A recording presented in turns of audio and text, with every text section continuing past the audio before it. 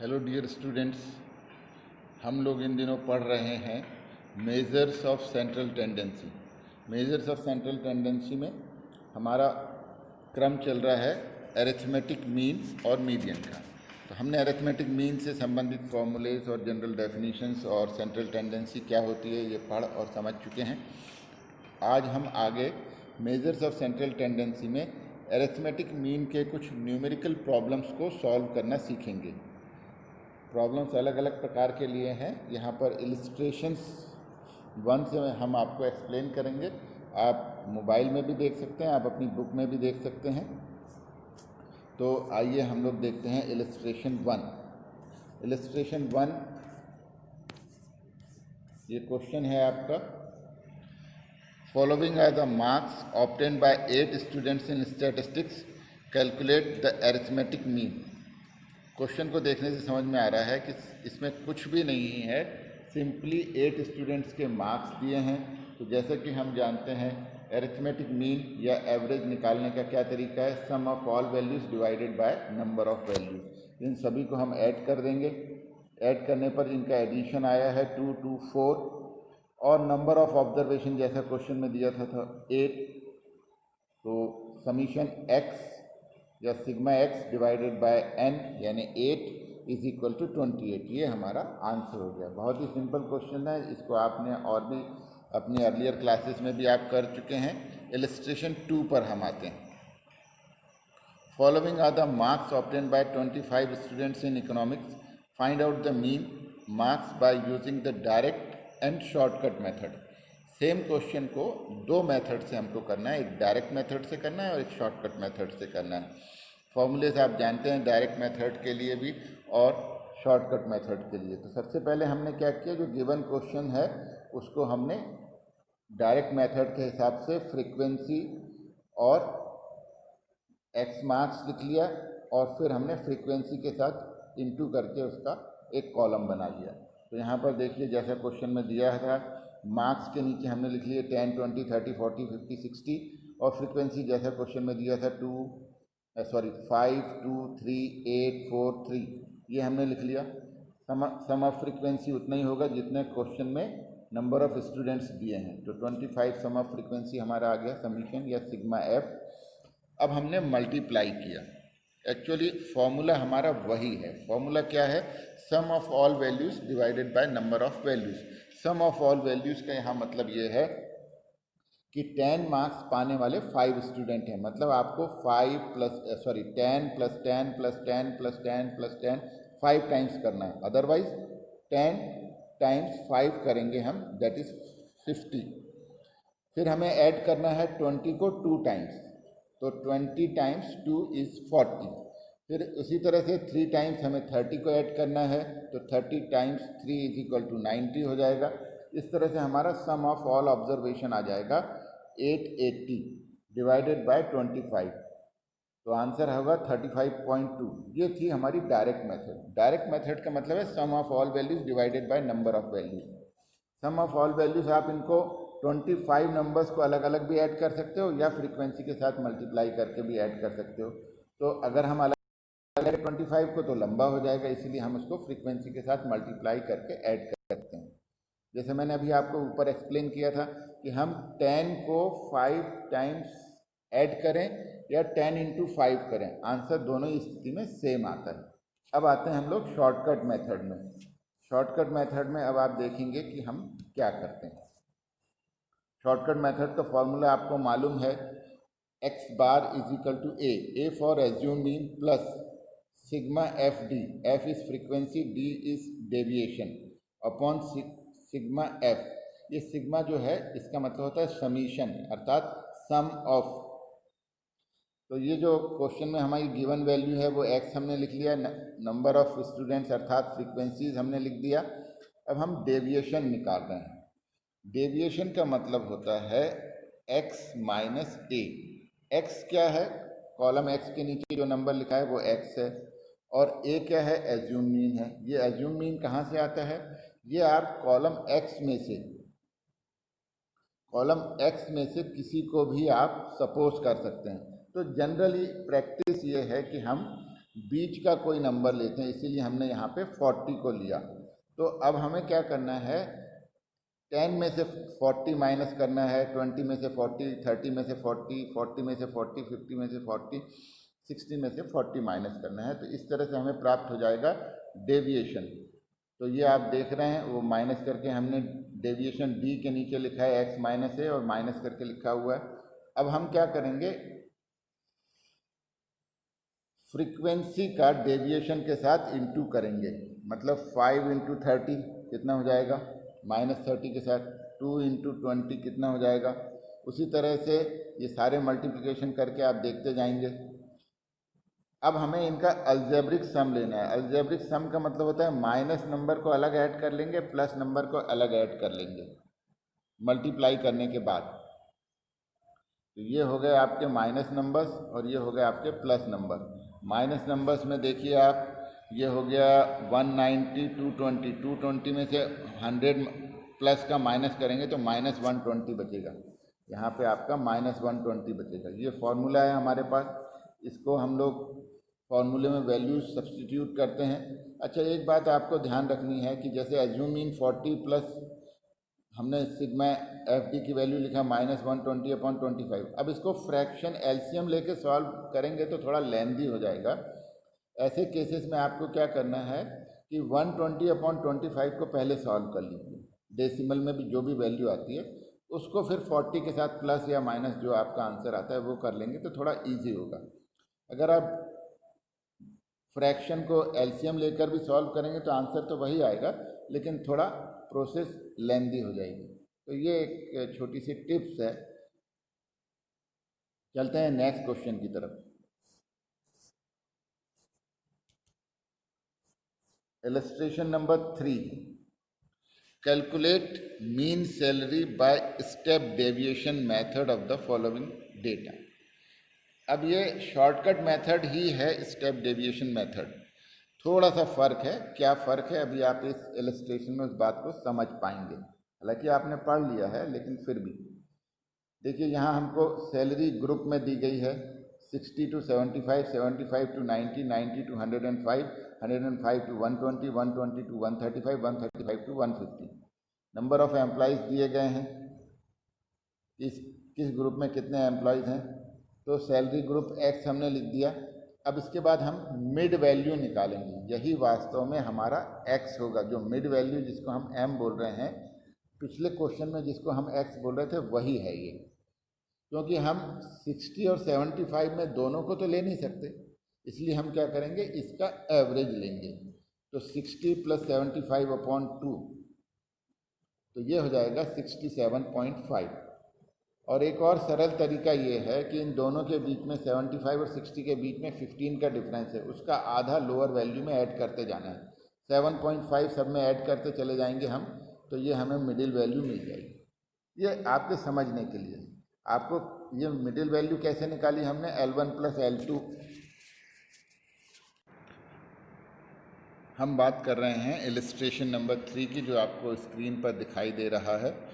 और इसमें हमने देख लिया है मिड वैल्यू कैसे निकालते हैं। मिड वैल्यू निकालने का तरीका अभी जो हम चर्चा कर रहे थे, लोअर वैल्यू प्लस अपर वैल्यू का एवरेज लिया जाता है डिवाइडेड बाय 2 करके। इसके लिए एक और तरीका भी हमने चर्चा की थी, किसी भी तरीके से आप इसका एवरेज निकाल सकते हैं। लोअर वैल्यू और मिड वैल्यू को जोड़कर 2 से डिवाइड करके भी कर सकते हैं। फ्रीक्वेंसी जो क्वेश्चन में दी है हमने लिख लिया है।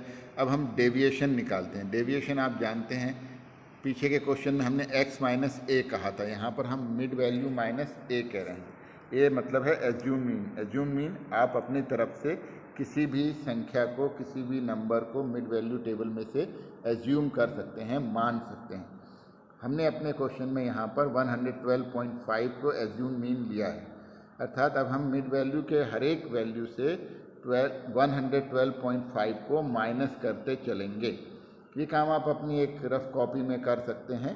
आप देखेंगे कि इस तरह से हमें डेविएशन प्राप्त हो रहा है 45, -45, -30, -15, 0, 15, 30।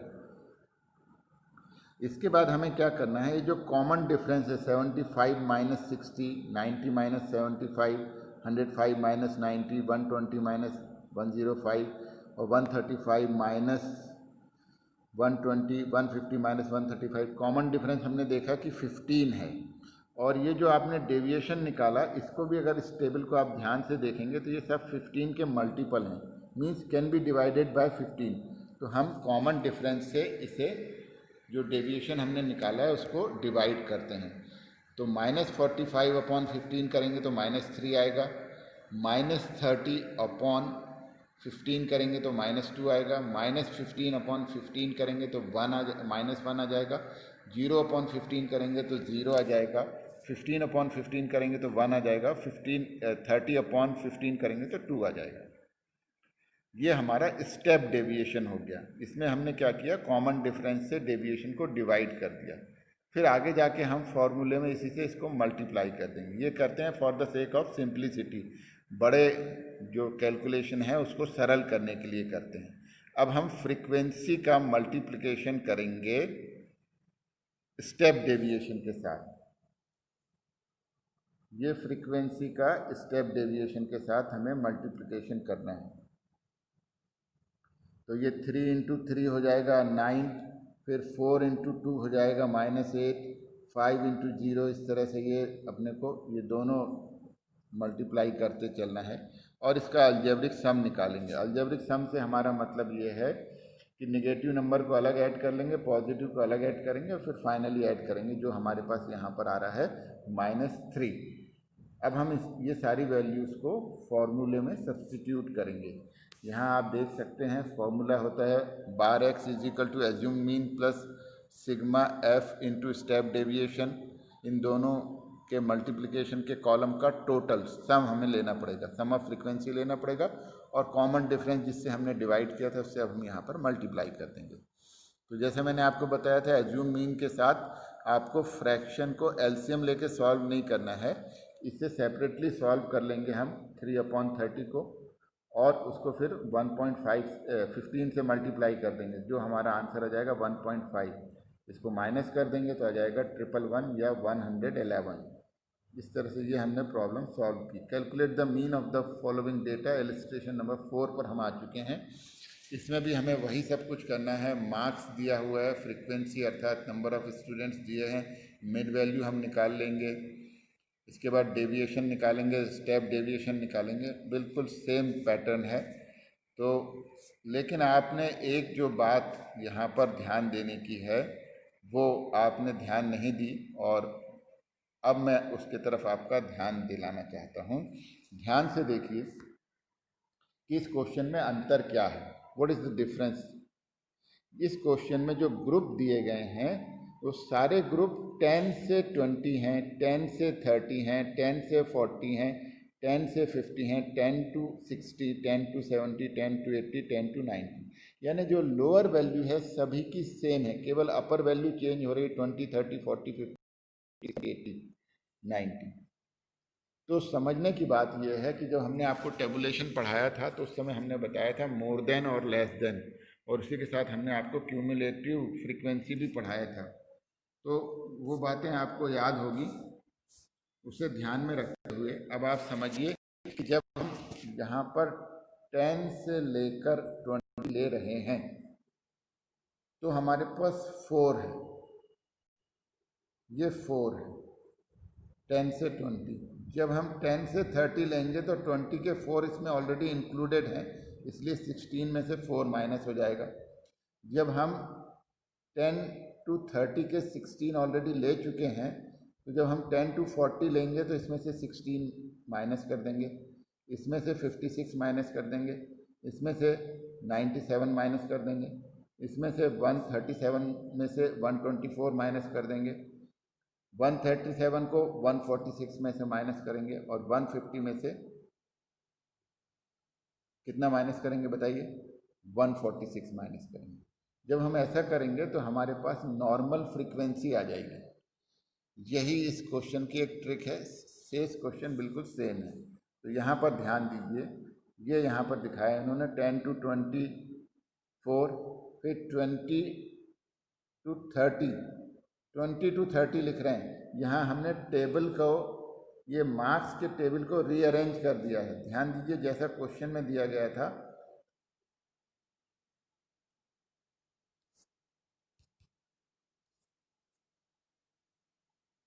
जैसा क्वेश्चन में दिया गया था वैसा नहीं लिखा है हमने 10 to 20 लिखा है, फिर 20 to 30 लिखा है, फिर 30 to 40 लिखा है। सारी लोअर वैल्यूज़ 10 नहीं है, अब हमने बदल दी। तो जब हमने यहाँ वैल्यूज़ बदल दी हैं तो इनकी करस्पॉन्डिंग फ्रीक्वेंसी भी बदल जाएगी। पहली वाली तो सेम रहेगी, दूसरी वाली बदल जाएगी। 16 - 4 करेंगे तो 12 आ जाएगा। फिर 30 to 40 में जाना है हमको, तो ऊपर की वैल्यू को माइनस करते चले जाएंगे तो हमारे पास नॉर्मल फ्रीक्वेंसी आ जाएगी।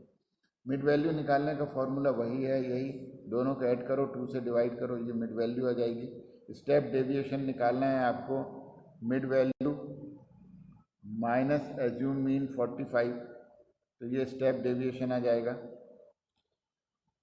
डेविएशन आ जाएगा, सॉरी स्टेप डेविएशन नहीं। स्टेप डेविएशन को जब हम कॉमन डिफरेंस 10 से डिवाइड करेंगे तो हमारे पास स्टेप डेविएशन आ जाएगा। इस तरह से ये कैलकुलेशन हो जाएगी। उसके बाद हम इसको फॉर्मूले में रिप्लेस कर देंगे। इस क्वेश्चन को आप 2-3 बार सॉल्व कर लीजिएगा, प्रैक्टिस कर लीजिएगा, क्योंकि ये थोड़ा अलग ढंग का क्वेश्चन है। Bar X is equal to assume mean plus sigma F D dash, D dash मतलब स्टेप डेविएशन। जब भी डी डैश आप लेंगे तो आपको सी से मल्टीप्लाई करना पड़ेगा कॉमन डिफरेंस से। अगर आप डायरेक्ट मेथड करेंगे तो डेविएशन लेंगे, उसमें आपको सी से मल्टीप्लाई नहीं करना पड़ता। यहाँ पे आपने देखा कॉमन डिफरेंस 10 है तो हमने 10 से मल्टीप्लाई कर दिया। कैलकुलेशन सिंपल है, आप सॉल्व कर सकते हैं। अब हम चल रहे हैं इलस्ट्रेशन नंबर 5 पर। ये इलस्ट्रेशन नंबर 5 थोड़ा समझने का क्वेश्चन है। एक ट्रेन है, अ train runs 25 miles at the speed of 30 kilometre per hour. 30 kilometre per hour की स्पीड से 25 माइल्स ट्रेन चलती है। उसी तरह से अनदर 50 माइल्स, अगले 50 माइल्स वो चल रही है 40 माइल्स पर आवर की स्पीड से। ये माइल्स पर आवर का मतलब होता है हर 60 मिनट में इतना डिस्टेंस वो ट्रैवल करती है। जैसे 30 माइल्स पर आवर का मतलब हुआ कि 60 मिनट में 30 माइल चलती है। तो सिंपल है, 25 माइल्स चलने में कितना टाइम लगेगा उसको? 25 माइल्स चलने में उसको 50 मिनट लगेगा। उसी तरह से 50 माइल्स चल रही है वो 40 किलोमीटर की रफ्तार से, यानी 40 किलोमीटर चलने में उसको 60 मिनट लगते हैं, अर्थात हर 10 मिनट के लिए 15 मिनट लगते हैं। तो 40 में 10 जोड़ेंगे, अगर ऐड करेंगे हम तो 50 आ जाएगा। तो उसी तरह से 60 में 15 मिनट्स ऐड करेंगे तो 75 मिनट यहाँ पर निकल आ जाएगा। उसी तरह से वो बोल रहे हैं कि due to repair it travel 6 minutes. अब हमको डिस्टेंस नहीं दिया, टाइम दे दिया कि 6 मिनट में चलती है। वो किस रफ्तार से चलती है?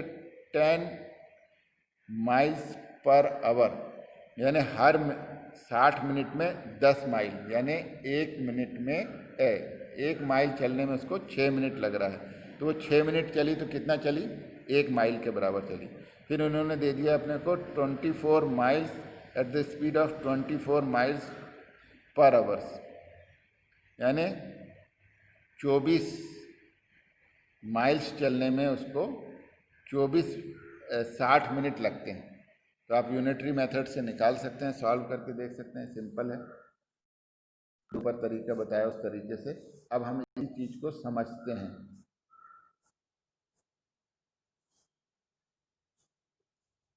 देखिए, time taken to covering 25 miles at the speed of 30 miles per hour, यानी 30 माइल्स जाने में अगर 25 मिनट लगते हैं, 30 माइल्स जाने में 60 मिनट लगते हैं, तो 25 माइल्स जाने में 50 मिनट लगेंगे।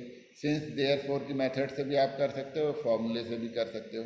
उसी तरह से time taken covering 75 miles at the speed of 40 miles per hour, यानी 60 मिनट्स में 40 माइल्स जाते हैं, या 40 माइल्स जाने के लिए 60 मिनट लगते हैं, तो 50 माइल्स जाने के लिए कितने मिनट लगेंगे? How many? तो ये आ जाएगा 75। उसी तरह से ये तो मैंने आपको बता ही दिया था कि 1 माइल जाएगा 6 में, और 24 माइल्स में जा रहे हैं ये 60 मिनट में।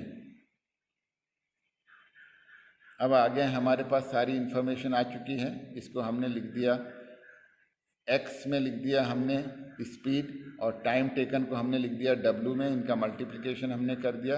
ये sigma W X upon W weighted mean के बारे में एक वीडियो आपको शेयर किया गया था, उसमें ये फार्मूला भी बताया गया था और उससे अपन ने सिंपली कैलकुलेशन कर ली।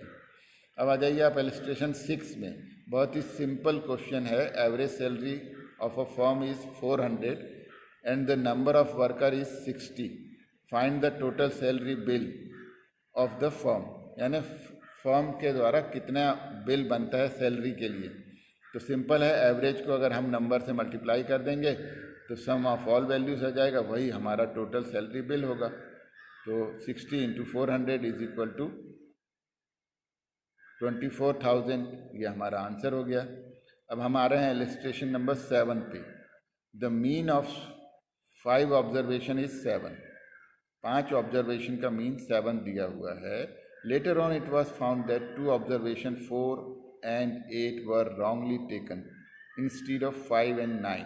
हमें 5 और 9 लेना था, लेकिन हमने गलती से 4 और 8 ले लिया। तो गलती से जो हमने नंबर ले लिए हैं 4 और 8, उसे हमें हटाना पड़ेगा, डिलीट करना पड़ेगा, माइनस करना पड़ेगा। और जो हमें नंबर लेना था जो हम नहीं ले पाए हैं 5 and 9, उसे हमें ऐड करना पड़ेगा, इंसर्ट करना पड़ेगा या जोड़ना पड़ेगा। तो हमें क्या करना पड़ेगा, सम ऑफ ऑल वैल्यूज निकालना पड़ेगा। तो bar X is equal to sigma X upon N. Transfer कर दिया तो एन इंटू एक्स बार आ गया। 5 इंटू 7 35 आ गया। ये जो 35 है इसमें रॉन्ग वैल्यू थी कौन सी, 4 और 8। तो इस 35 में से हम 4 और 8 को माइनस कर देंगे, 5 और 9 को ऐड कर देंगे। तो हमारे पास अब देख लीजिए correct sum of x 35 plus correct item minus incorrect item. Correct item को ऐड कर देंगे, इनकरेक्ट आइटम को माइनस कर देंगे। अब हमारे पास फाइनल करेक्ट सम जो है वो 37 आ गया। 5 से डिवाइड कर दिया तो इसको 7.4 आ गया। अब इलस्ट्रेशन नंबर 8 पर आ जाते हैं। यहाँ पर एक monthly salary paid to employees in a certain company was 600। Company के एम्प्लॉयज़ को मंथली जो सैलरी थी वो 600 थी। ध्यान दीजिए ये मीन दिया है, मीन मंथली सैलरी, यानी कंपनी का जो मीन है वो हमें दिया है 600। The mean monthly salary paid to male and female employees were 620 and 520 respectively. यानी मेल का जो मीन है सैलरी का वो 620 है, फीमेल का मीन सैलरी है 520। हमें क्या करना है, percentage of male and female employees निकालना है। तो जब यहाँ पर कंबाइंड मीन दिया है, अलग अलग मीन दिया है, तो ये उसी तरह का फॉर्मूला लगेगा इसमें कंबाइंड मीन का। यहाँ पे मेल और फीमेल 2 वैल्यूज़ हैं और उनका कंबाइंड मीन दिया हुआ है। फर्स्ट वैल्यू को x1, सेकंड वैल्यू को x2, और जो कंबाइंड मीन है उसको हम 1 2 से रिप्रेजेंट करते हैं। तो हमारे पास फॉर्मूला हो गया x bar 1 2 is equal to x1 bar n1 plus x2 bar n2 upon n1 plus n2। ये वैल्यूज़ हमें दी हुई हैं। x12 की वैल्यू 600 दी है कंपनी का मीन। फिर हमें मेल का मीन दिया है 620 इंटू नंबर हमें नहीं दिया है, तो n1 हमने लिख दिया as given in the formula. फिर x2 यानी फीमेल हमें 520 दिया हुआ है, n2 हमें नहीं मालूम नंबर ऑफ फीमेल्स, वैसे ही लिख दिया, अपॉन n1 प्लस n2 कर दिया। क्रॉस मल्टीप्लिकेशन कर दिया, ब्रैकेट रिमूव कर दिया, n1 को एक तरफ कर दिया और फिर n1 अपॉन n2 हमने निकाल लिया। n1 अपॉन n2 निकाल दिया तो ये हो गया n1 रेशो n2 जो कि आया 4:1। अब सम ऑफ रेशो करेंगे तो 4 + 1 5 एम्प्लॉयज़ हुए, जिसमें 4 जो हैं n1 अर्थात मेल हैं और n2 अर्थात फीमेल 1 हो गए। अब हमें परसेंटेज निकालना है। तो परसेंटेज कैसे निकालेंगे अपन, पार्ट अपॉन होल, यानी 5 में से 4 अगर मेल हैं इंटू 100 करेंगे तो 80% आ जाएगा, जो कि मेल एम्प्लॉयज़ का परसेंटेज रहेगा। उसी तरह से पार्ट अपॉन होल यानी 1 आउट ऑफ 5 इंटू 100 से इंटू करने पर कोई भी क्वांटिटी जो है वो परसेंटेज में बदल जाती है। इसकी एक और मेथड यहाँ पर दी गई है कि अगर हमने ऐसा मान लिया कि let be the percentage of the male employees in the combined group be x, तो फीमेल कितने हो जाएंगे 100 माइनस एक्स हो जाएंगे। हमने अपने फॉर्मूले में एक तरफ एक्स रख दिया, दूसरी तरफ 100 माइनस एक्स रख दिया, इसको सॉल्व कर लिया तो हमें एक्स अर्थात मेल का नंबर मिल जाएगा। मेल हमारे पास आ गए हैं कितने, सॉल्व करने पर 80। जब मेल 80 आ गए हैं तो 100 माइनस 80 करेंगे तो 20% जो है वो फीमेल आ जाएगा। हो सकता है आपको सेकंड मेथड इजी लग रही हो तो you can solve it by second और अल्टरनेटिव मेथड। इंस्ट्रक्शन या illustration number 9, find the missing information in the following table. ये टेबल दिया हुआ है, इसमें आप नंबर्स को फाइंड करना है। देखिए यहाँ पर दिया है नंबर ए बी सी और कंबाइंड, फिर उसी तरह से मीन दिया हुआ है, ए का मीन 20 है, बी का मीन हमें नहीं पता है, सी का मीन 6 है और कंबाइंड मीन 15 है। तो इस तरह से ये ए बी सी तीन वैल्यूज़ हैं, तो यहाँ पर बार एक्स के साथ 1 2 3 लिख देंगे, 3 वैल्यूज़ को, विच रिप्रेजेंट्स ए बी सी। अब हम देखते हैं नंबर वाले कॉलम में, तो यहाँ हमारे पास जो दिया हुआ है सी, कंबाइंड हमारे पास 24 है, 24 में से 10 और 8 अगर हम माइनस कर देंगे तो बचेगा 24 माइनस 18 दैट इज 6। तो यहाँ हमारे पास आ जाएगा 6, सी की वैल्यू आ गई 6। ये वैल्यू हमें फाइंड करनी है। अब हमें क्या करना पड़ेगा, ये जो हमारा फॉर्मूला है उसको हम देखते हैं। फॉर्मूला है n1 बार x1 bar n1 plus x2 bar n2 plus x3 बार n3 upon n1 plus n2 plus n3। क्योंकि यहाँ क्वेश्चन में 3 वैल्यूज़ हैं ए बी सी, इसलिए हमने n1 n2 n3 x1 x2 x3 लिया हुआ। इनकी करस्पॉन्डिंग वैल्यूज़ यहाँ सब्सटीट्यूट कर दी, सिर्फ n2 की वैल्यू हमें नहीं दी हुई है 8 के करस्पॉन्डिंग वैल्यू, तो वहाँ हमने x लिख दिया। सिंपल सॉल्यूशन है, इसको सॉल्व कर लिया तो x की वैल्यू आ गई 15.5। इलस्ट्रेशन नंबर 10 हमको अब करना है। इलस्ट्रेशन नंबर 10 में दिया हुआ है, in case of 50 students 10 have failed and there average marks is 2.5। मान लीजिए थोड़ी देर के लिए कि 10 में से 2.5 नंबर लाकर 10 स्टूडेंट फेल हो गए। The total marks secured by the entire class, by the entire class means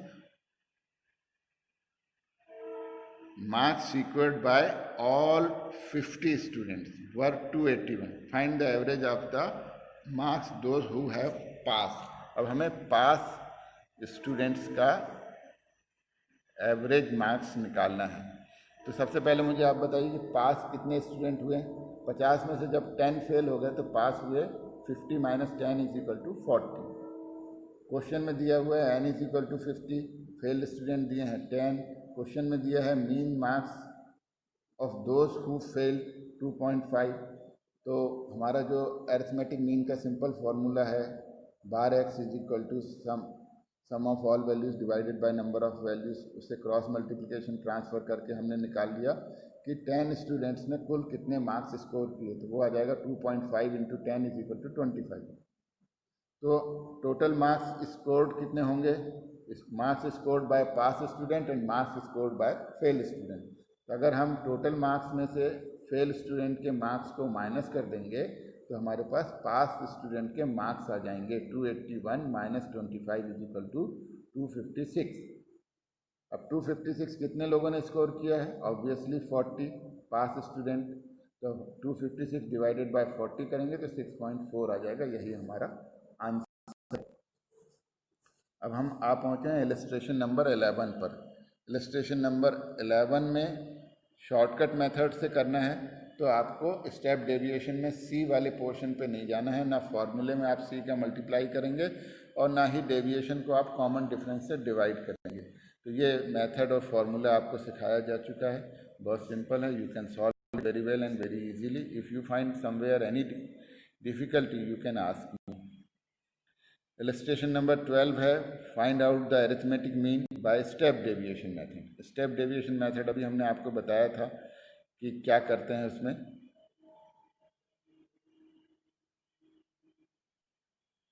यहाँ पर कोई भी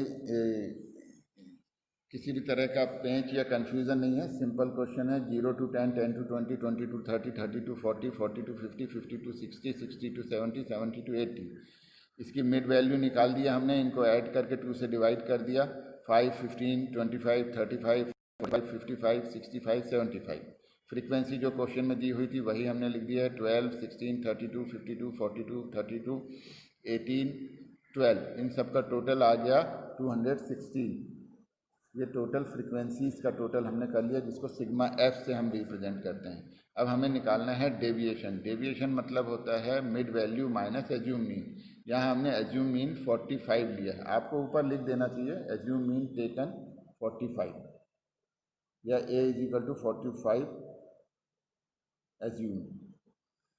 अब आपको क्या करना है, मिड वैल्यू में से 45 को माइनस करते हुए लिखते जाना है। तो जो ऑब्वियसली -40, -30, -20, -10, 0, 10, 20, 30 आया। अब स्टेप डेविएशन करना है, मतलब कॉमन डिफरेंस। कॉमन डिफरेंस हर एक ग्रुप में आप देख रहे हैं 10 का है, और जो डेविएशन भी आया है उसमें भी आप देख रहे हैं कि it is easily divisible by 10। तो आप इसको 10 से डिवाइड करके सिंप्लीफाई और ईजी कर देंगे, तो अब 40 की जगह आपके पास 4 हो जाएगा।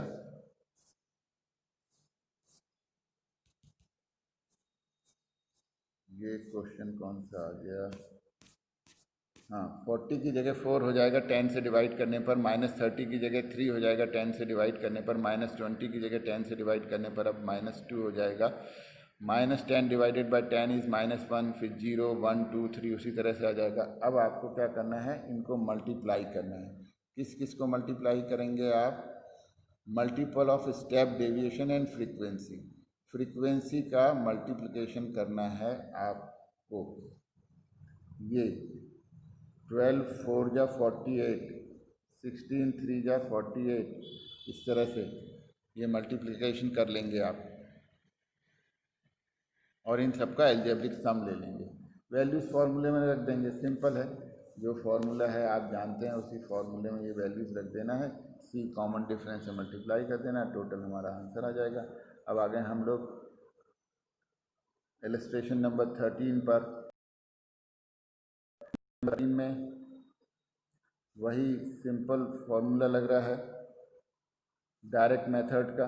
डेविएशन निकालना है और वैल्यूज रिप्लेस करनी है। इसमें भी कोई पेंच या कन्फ्यूजन या डाउट जैसा नहीं है, सिंपल क्वेश्चन है, आप सॉल्व कर सकते हैं। किसी भी प्रकार की तकलीफ हो तो आप मुझसे व्हाट्सएप में पूछ सकते हैं, मैं आपको कैलकुलेशन भी भेज दूंगा। Find out the arithmetic mean of the following data. यहाँ भी हमने मिड वैल्यू निकाली है, फ्रीक्वेंसीज लिखा है, डेविएशन लिखा है, स्टेप डेविएशन लिखा है। ये क्वेश्चन आप सॉल्व कर चुके हैं अभी हैं, और आप पिछली कक्षाओं में भी इनको कर चुके हैं। इसके बाद इलस्ट्रेशन नंबर 15 आ गया है, calculated weighted mean. Weighted mean आप जानते हैं, क्वेश्चन के हमने कॉलम लिख दिए, मार्क्स लिख दिए, वेट लिख दिया, उनका मल्टीप्लिकेशन कर दिया, उनका टोटल निकाल दिया और वेट के टोटल से डिवाइड कर दिया। फिर आता है आपके पास mean of 100 observation is found 40। 100 observation का मीन 40 था, तो 40 इंटू 100 4000 इनका सम आ जाएगा। If at the time of computation 2 items were wrongly taken, 2 item 30 and 27 wrongly taken, मतलब गलती से लिख लिए गए थे, जबकि लिखना था। क्या करें, हम 30 और 72 को तो डिलीट करेंगे और 3 और 72 को ऐड करेंगे। तो हमने सम निकाल दिया उसी सिंपल फार्मूले से, तो ये 4000 रॉन्ग वाला हमारे पास सम आ गया। इसमें करेक्ट वैल्यू 75 ऐड कर देंगे और इनकरेक्ट वैल्यू -57 कर देंगे। अब टोटल हमारे पास आ गया 4018 डिवाइडेड बाय 100, तो करेक्ट मीन ये आ गया आपके पास। इस तरह से ये सॉल्व हो गया। अब आते हैं हम इलस्ट्रेशन नंबर 17 पर। 17 पर दिया है the mean monthly salary paid to 77 employees in a company was 78। The mean salary of 32 of them was 45 and of the others कितने थे वो नहीं दिया, 25 was 82. What was the mean salary of the remaining? ये mean salary of the remaining आपको निकालना है। तो आप देख रहे हैं क्वेश्चन को एक दो बार फिर से पढ़ लीजिएगा।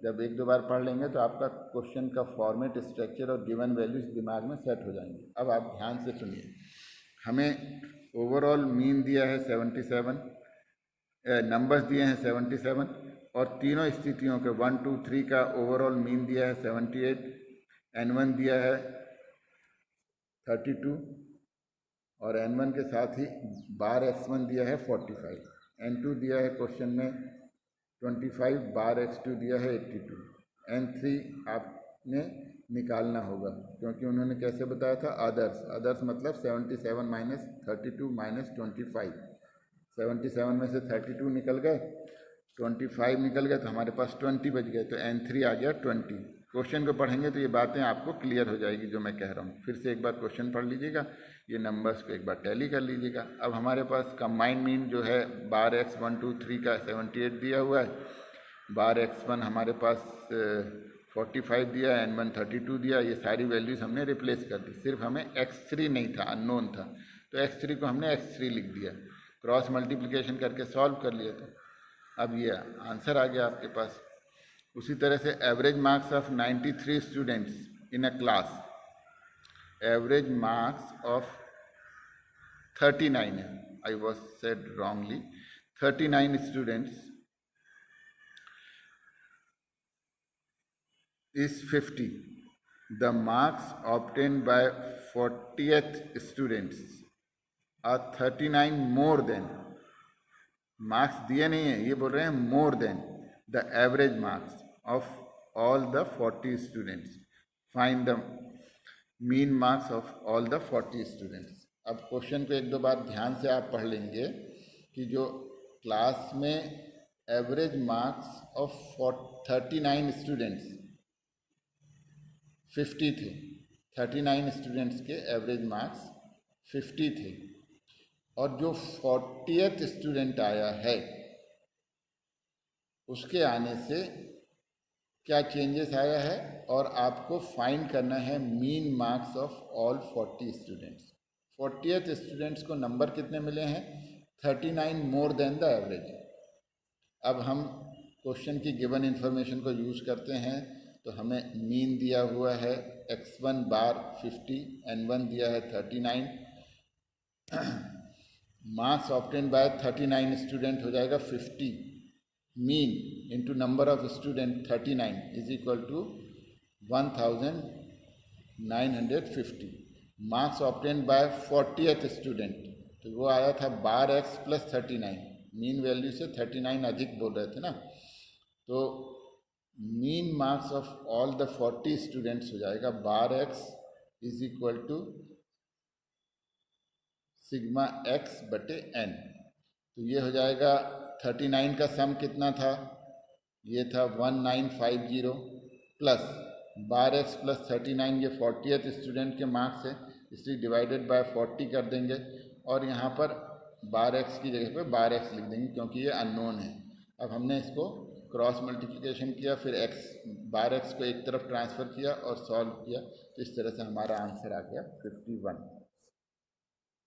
इस तरह से ये हमारे क्वेश्चंस फिनिश हो गए हैं। अब आ गई है एक्सरसाइज। एक्सरसाइज आपको कॉपी में लिखने हैं। इसके अलावा यहाँ पर कुछ स्मॉल आंसर्स दिए हैं, कॉन्सेप्ट और डेफिनेशन दिए हैं जो आपको लर्न करनी है। और सबसे इम्पोर्टेंट बात है एसेंशियल प्रैक्टिकल, ये जो यहाँ पर दिखाए गए हैं 4 नंबर्स में, यहाँ से आपको सारे प्रॉब्लम्स को सॉल्व करने हैं कॉपी में, पेन पेपर में, पेज नंबर 194 से शुरू करते हुए, और इन सारे क्वेश्चन को सॉल्व करके व्हाट्सएप में आपको सेंड करने हैं। नंबर 194, 195, 196, ये पूरे क्वेश्चंस आपको सॉल्व करने हैं और भेजने हैं। इस तरह से ये हमारा मीन का चैप्टर यहाँ पे ख़त्म होता है। Thank you, all the best.